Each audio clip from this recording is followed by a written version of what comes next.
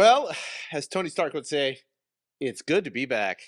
And we're back with episode 15, our last video recorded for the year, December of 2024, December 31st. It's New Year's Eve, folks. We're glad to have you back. Holidays are wrapping up as of tonight, and we're starting off the new year with what we think is a bang, with probably our most recent movie that we've ever done, with the exception of the Crow, which is garbage.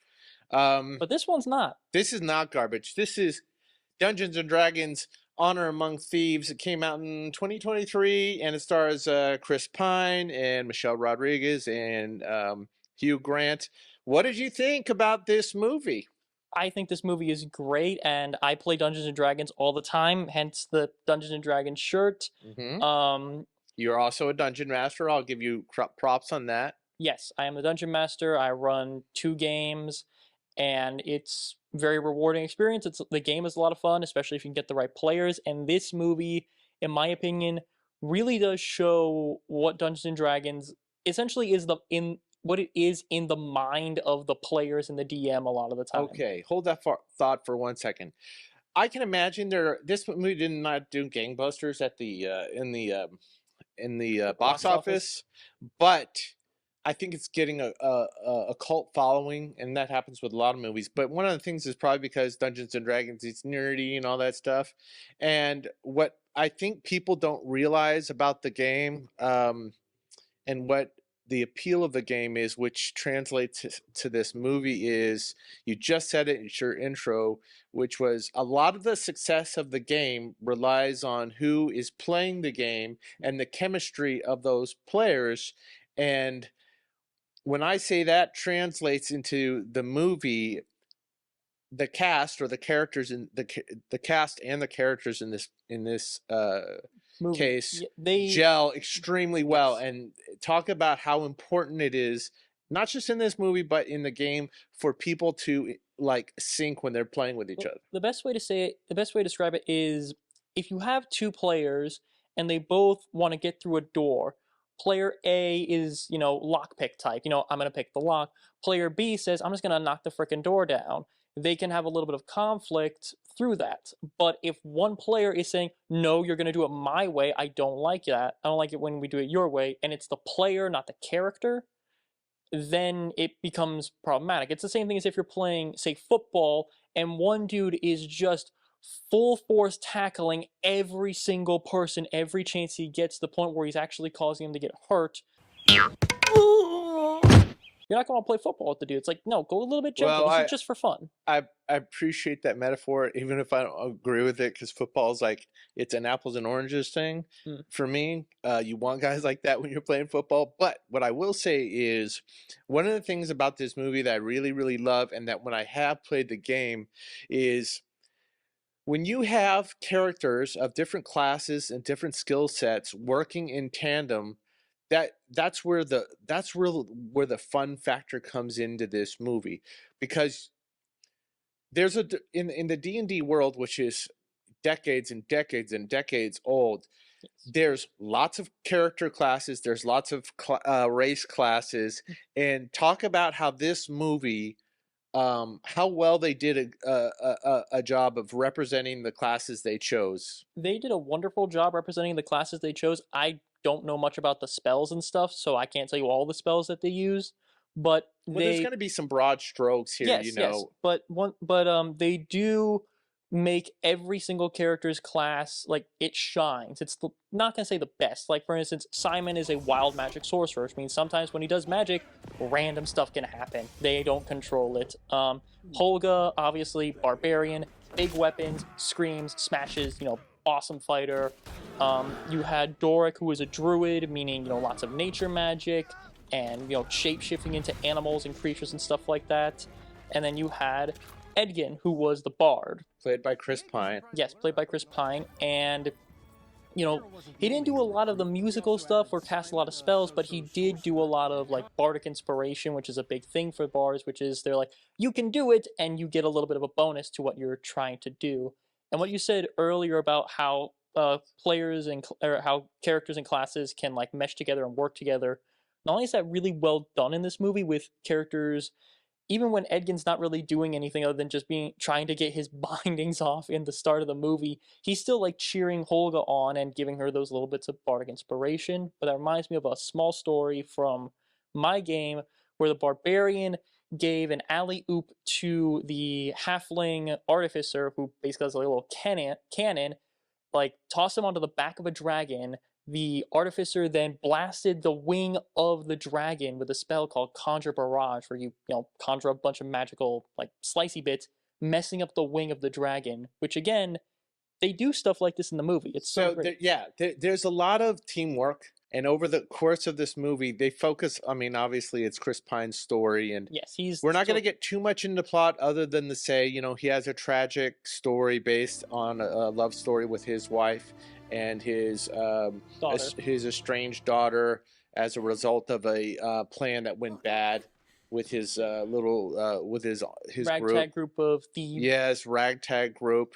But he provides a lot of leadership, and his character arc is there. But they also focus on character arc of the sorcerer Simon, which his growth of being basically like a haphazard conjurer to a fully realized sorcerer is, I think, one of the strengths of this movie. But the thing that works so beautiful for this movie, and the plot's a little complicated because the very nature of D&D to achieve a larger quest, if I may presume to speak on this, is that you got to do side quests, which in this case can kind of thicken the plot a little bit. But that depends on the game. But in this situation, it's not so much side quests, it's more so, hey, we need to do this thing, so we have to do this thing first, but to do this thing, we need to do this thing first. It's not side quests, it's here's our main goal, but it's broken up into smaller pieces. Like, I wrote down the whole thing, which is, first thing they need to do is stop Forge and Sophia, whatever her name is. In order to do that, they need to find Simon to help with all the magic stuff dealing with that. But because they need information, but Simon tells them they need more information. So they go to get information, which is finding Doric. Doric tells them they need to get past the seal, which means they need to get the helm. The helm gets them to they gotta ask the corpses, then they gotta find Xenk, then they go to the Underdark, and then each one of those gets completed. They go to the Underdark, get the helm, Xenk goes away. The corpses are done with. But check it out. That's basically a flowchart of the plot, which for Dungeons and Dragons players would be like par for the course, but for the general audiences, do you think that is a little distracting? I feel like the movie does a good enough job to make each thing flow into each other, and this movie, to me, it was made so that people who play Dungeons and Dragons can take their friend who doesn't to see the movie, and then they can say, oh, a lot of this is very much how the game works. Like, there's a lot of banter back and forth between the characters, and there's this fun sort of, like, there's a lot of hijinks in D&D. You can be like, hey, we're going to do this very serious prison escape. One dude can't seem to get out of his bindings while the barbarian does all the freaking work. So this movie is extremely imaginative and extremely inventive in terms of, okay, you feel like a kid playing with action figures when I watch this movie. Yeah. Okay? I mean, like, the stuff they come up with is wonderful, but the solutions are special. And which I love about the game. And I think audiences will appreciate the back and forth because everybody's part just fits, the personalities of the cast fit extremely well. So let's talk about the cast for a second. We know that this movie is you would say is accessible to D&D fans. Like, the purists are going to generally really like it, right? Yeah. A few people may have a little bit of a problem with, there's some little bits that's like, oh, you can't actually wild shape into an owl bear, and I'm like, who cares? But those purists are gonna find problems with free money. But the regular in order for this to work and all those things to work that work in the game and to bring it to life for the general audiences, you have to have a really good cast that are do their parts well, but also really play off each other well. And that's where this movie shines for me. Let me just talk about Chris Pine for a minute. What was Chris Pine's character's name? It was Edgin the Bard. I would say he's the heart and soul of this movie. Yes. And he just oozes charm, but he also has Like there's a moment when the little changeling chick, what's her name? The Doric. Doric.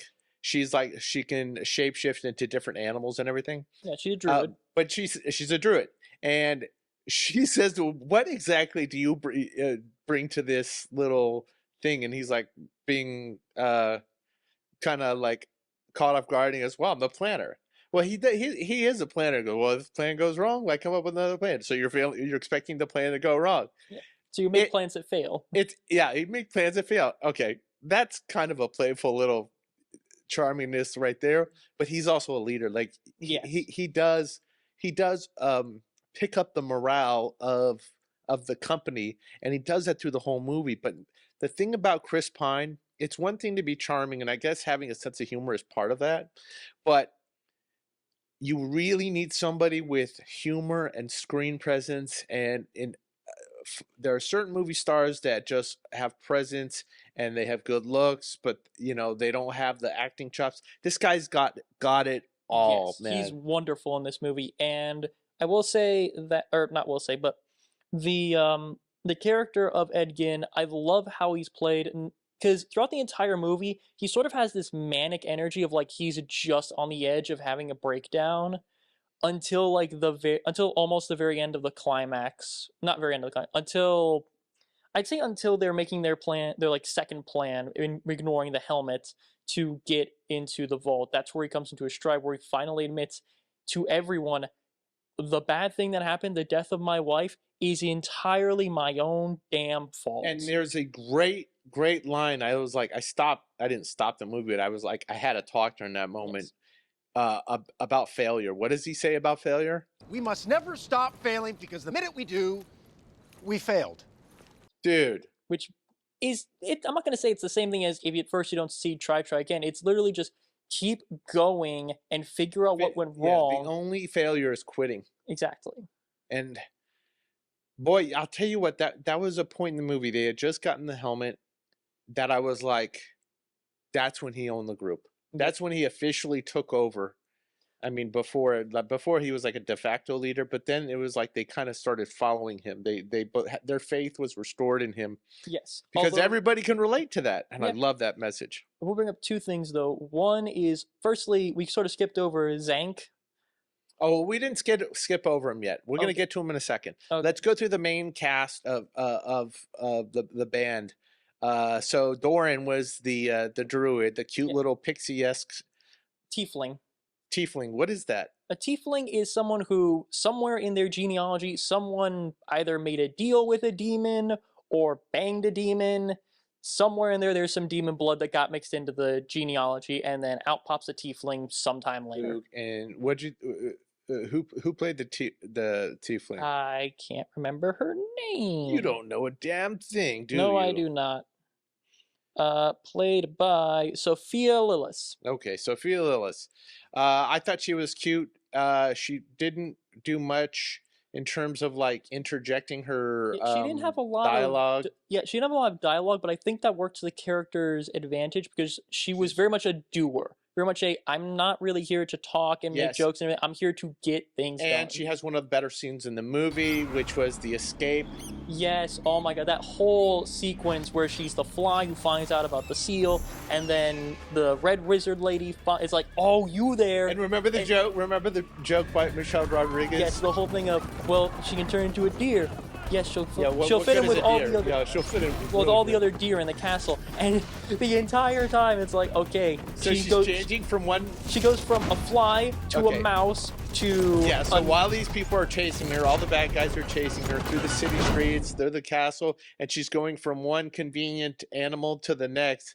She ultimately changes into a deer. Yes, and I loved her. I loved all of her stuff. Yes, and she escapes from the guards with a deer Akira slide, which is awesome. Yes, and I like the casting of Michelle Rodriguez. Listen, I don't know if she's like considered a great actress or whatever. I've never thought of her as like great, but there are certain actors when they're on screen, they know what their wheelhouse is. They know where where they shine. And I mean, she And I was like think meant to be a barbarian in this. You yes, could, she is so much fun. it's skillful. It wasn't just like, Yeah. listen, you could say, oh, a woman against it doesn't have the brute strength. But Maybe she doesn't, but she's clever and smart and powerful, and I like that. That fight in like the Forge near the end of the movie, where she's fighting all the she guards, was awesome. where she was like putting the shield on her back to protect her back, and putting the helmet on, and like using whatever she very can. inventive. Like when they're about to execute her in the beginning, and she she- takes the brick out of the floor Yes. and protects her neck. Okay, this is a great time to bring up the choreography of the fight Every sequences. single- It's so well staged, dude. Yes, and there are tons of little touches in the fight scenes that I loved. Like for instance, it took me like 3 rewatches of this movie to realize that when the Xenk, the dude, is fighting the Thayan soldiers in the Underdark, they don't bleed. They have dust come out because they're already dead, which is such a they already fun. did. All the fight sequences are tremendous, and that's an underrated thing for directors. When I see an action movie, like I wasn't a huge fan of the Bourne Identity franchise, only because the action scenes were all like close cut, choppy. You couldn't see the action, but in this, it's poetic. It's so well choreographed. It's beautiful. I think the cuts work to the advantage of this movie because when they do a cut, it's not a one punch is coming, cut to another angle, punch still coming, cut, and then it hits. It's a fluid, like Yeah. step by step. There's at least ballet, dance, action. There's like 3 or 4 things that happen, or at least a very important thing happens before each cut. Like there's a cut where she gets pinned to the wall, then she looks up, grabs the bow, puts it over the dude's head, and hits them in the throat with the bow. I like those inventive little things. It's craftiness and experience. And you know what there's also before we get to this, what'd you think of Simon?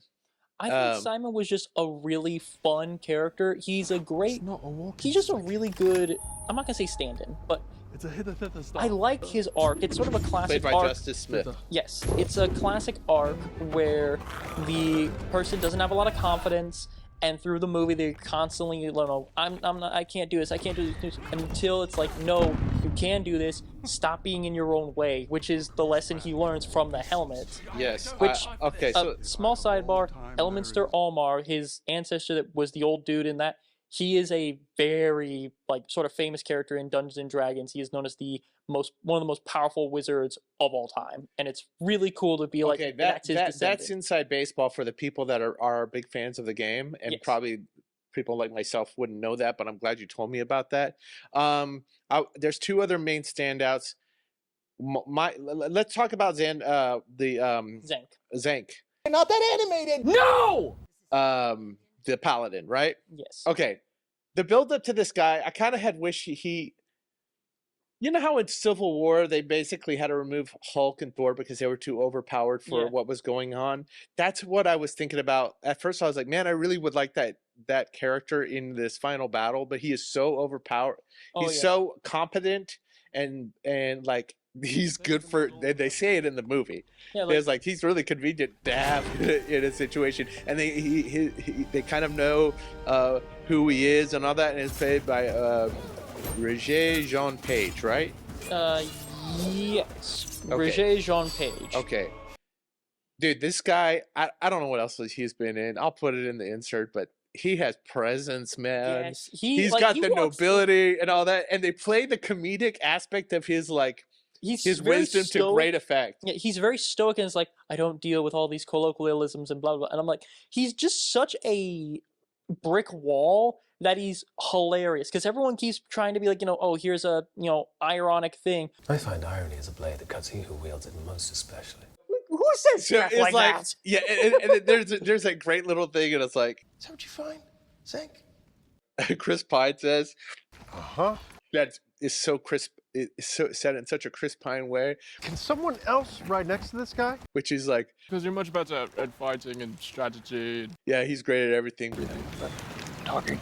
I like the fact that they lean into that joke, but it's also that chunk of the movie that he is in is it's so much fun. Yes. It's It's got lots of cool CGI. It's got lots of cool creatures in it. Yes. Some epic little challenges that really show And the fun of the game. And there are hilarious moments, like when he was talking really about funny moments. the whole puzzle bridge thing is like, Starting from the center, use odd-numbered blocks only, moving forward with each step except for every 5th step. you do that, and Simon just, I accidentally stepped on it. Yeah, the whole thing. Yeah.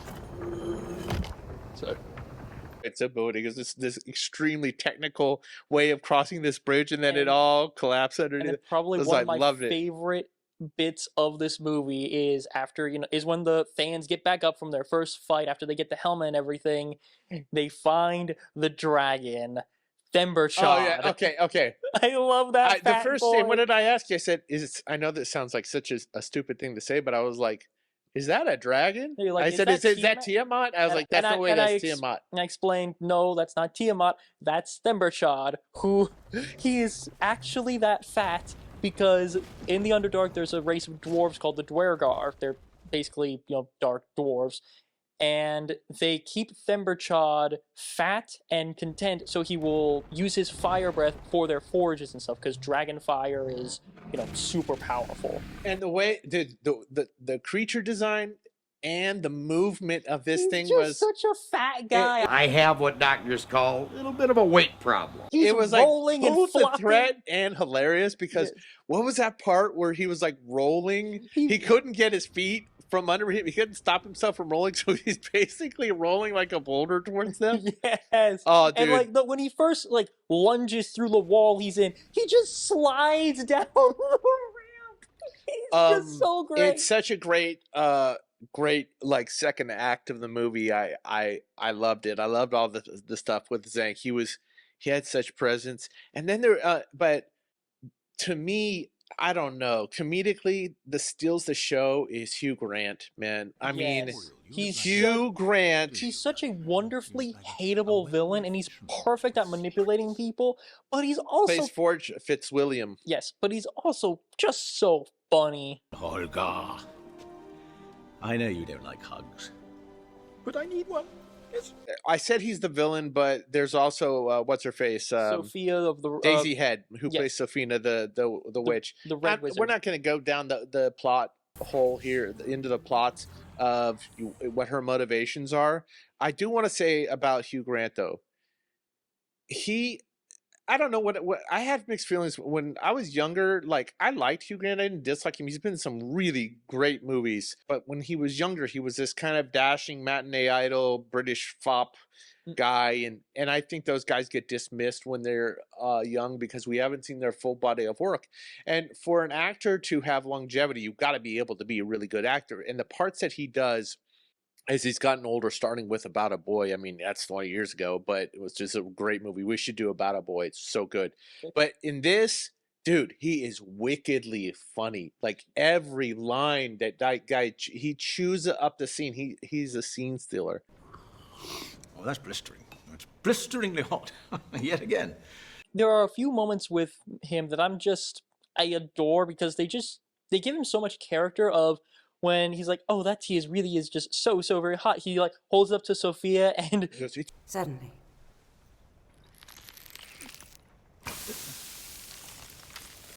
dips her finger in it and freezes it. And he's like, oh, I didn't know you were going to do that. Good, thank you. I didn't realize you were going to put your finger in the cup, sir. I'll save that for later. And then later in the movie, when she has the tentacles come up and wrap around them, instead of just, grabbing and moving it, he gets out a handkerchief first. It's like, nope, that's disgusting. Dude, what was with the Bradley Cooper cameo? Oh, the usual. Why not? Bradley Cooper apparently has a great sense of humor, because he's great in this. He's got a tiny part, but he's just perfect. That reminded me of the character from the start and the very end of the movie, Jarnathan the Aarakocra. That is such a perfect name that someone would be like, hey, what's this character's name? And the DM would be like, Jarnathan.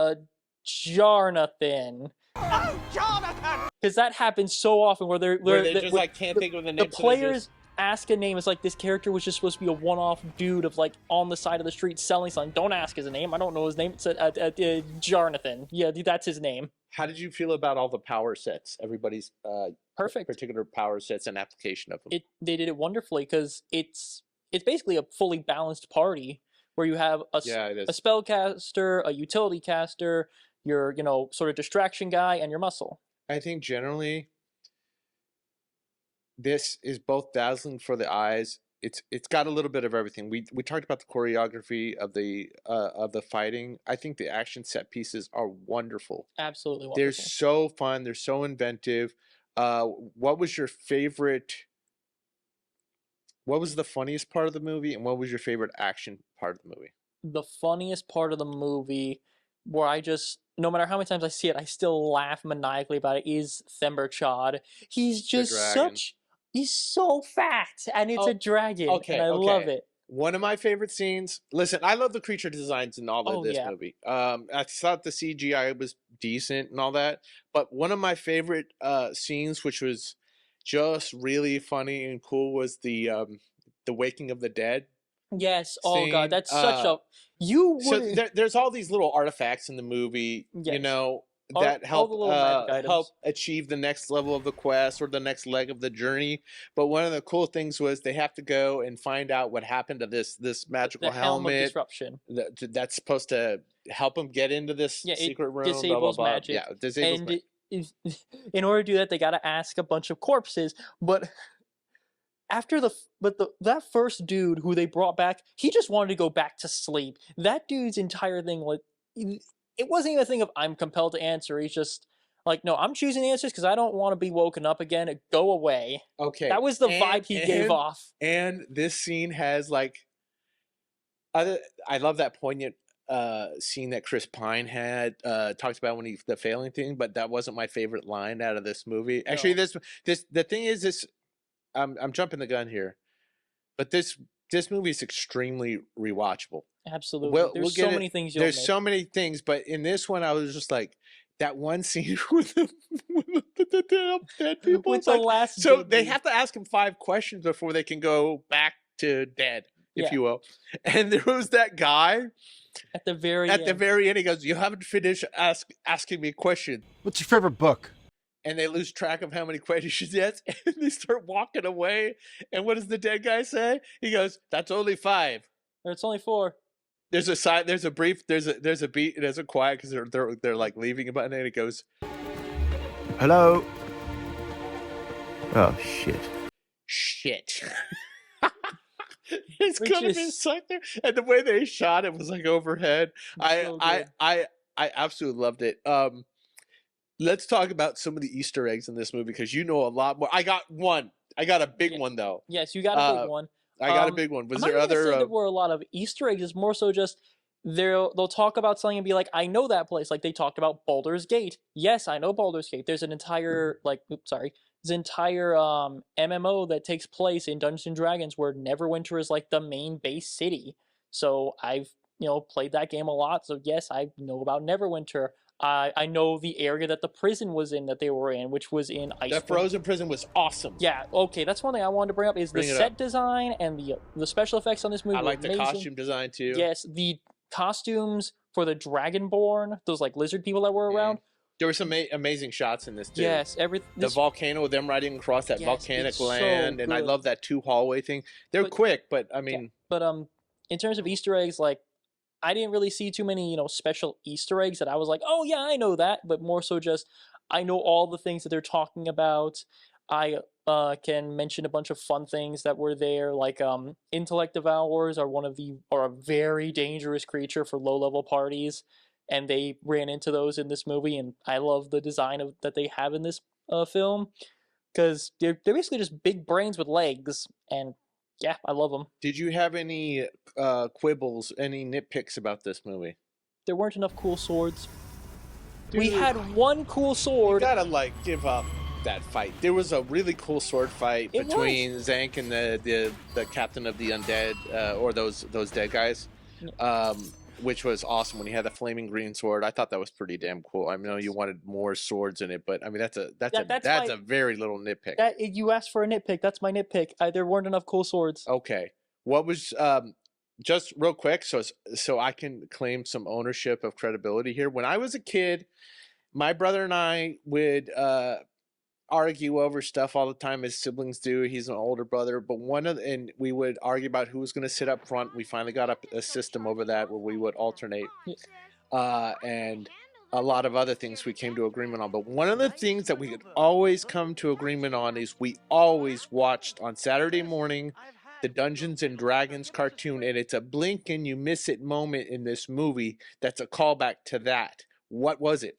The party from the Dungeons and Dragons TV show is in the High Sun games, which is one of the bits of the climax. If you know enough about the cartoon, which is, by the way, probably one of my all-time favorite cartoons, so much fun. Every character that's competing against the main cast in that one party are dressed like the characters from from the cartoon. So I'm proud of that. Nitpicks, I don't know if I really have nitpicks. I would love to see a sequel to this. If they were to do a sequel, what would you like to see in it? Well, honestly, I think this movie, if it gets a sequel, it should not follow these same characters. Oh, I disagree with that. It should absolutely follow different characters going on a different quest, because that's sort of the beauty of Dungeons and Dragons is there's not a singular main character or main group. Yes, you can have these multi-year campaigns with the same characters, like the one I'm running right now, but there is a beauty in shorter campaigns where these guys, they get their happy ending. Yeah, they're ready if Zastam comes for them, but the thing is, he's an immortal lich who's been around for over 1,000 years at this point. One failed plan isn't gonna really get his nose like, okay, that's one done, but I have like 1,800 more and forever to get through them. Just as a counterpoint, why I disagree with that is there's merit to your argument. I appreciate that's a very essential part of the game is there's always a different cache you could follow. But the strength of this movie and the reason people would come back to the movie who like it and why it gains traction is because of the cast involved with it. And I like this cast. I'd like to see another journey with them. What could be kind of fun if you have the same cast but playing different characters. No, that's too complicated, man. This isn't Jumanji, dude. Fair. I mean, I agree. If they do bring these characters back, I'd like to see them facing some different, like not just stick with them fighting red wizards. Like let them fight the drow or illithids. Let them really. That would be a great thing to do. I think it's if they were to do a sequel, you got to find somebody just as charming and interesting of a villain as Hugh Grant is. Or they could just have it straight up be like scary villain, but not a disposable villain. No, not disposable. Have it be someone who's like really scary with an occasional quip if it's appropriate. Yeah. This movie is accessible, I think, to the D&D fans. I think they accept it with the broad strokes of how faithful it is to the game. I think if you are the part of the general public or the general audience, it's a good date movie. It's a good fun family movie. Yep. It's just a really, really good time. There's nothing objectively offensive about this movie. There's adventure, fun, humor, everything you want. I don't think there's entertainment. Like I've got my money's worth, so to speak. Unless you're someone going into this trying to find something to be mad about, and you come with some stupid crap of there's no way a woman could beat that many guys, then you're gonna have a good time. If you go in thinking, okay, we'll see what this movie's about with an open mind, or if you go in knowing things about Dungeons and Dragons, you'll have fun because so much of this is the vibe, is like the feeling of Dungeons and Dragons. There's so many moments of that character did something hilarious, or this character just absolutely screwed up. Like there are plenty of times where I can say that person rolled a nat 20, that person rolled a nat 1. Like Simon rolled a nat 1 on that bridge because he brought the entire thing down. So this movie served the people that love the game, and it serves general audiences. I wish I could understand why, maybe because it was still at the end of the pandemic when it came out, that it did not do as well, but I think it's doing better in video or streaming, whatever. But it's so rewatchable. Absolutely. Like there's so much to enjoy about this movie. I could watch it at several more times. Yes. The only thing I will say is I think Dungeons and Dragons as a franchise, while yes, live action movies like this are great and I love the CGI, the monster designs and creature designs and the sets and everything are great. Not necessarily this story, but most stories in Dungeons and Dragons would be served better as animation, whether it be 2D, 3D, whatever. Because it just gives them more latitude to, well, they should do a series. I would love it if they brought the cartoon back. Yes. But what I'm saying is if they do animation, they can do things with the Dark Elves, which are described oftentimes as having skin the color of like onyx. Okay. Then you're starting to talk about serving two different audiences, the purists and the general public. And the general public is probably not going to go down that road. And I think you need live action. You need a live action. I think there's room for both mediums. I'm not saying, that's why I said they're like these stories are great and having them be in live action is good. But again, you need a cast just as good as these guys because they do such a wonderful job. I would love to see more people like playing characters like this. It's a fun game to play. It can be time consuming. I want to. I'm so glad we did Dungeons and Dragons. This is a favorite of yours. I love this movie. I was like, Morgan suggested it to start the new year, and I'm like, hell yeah.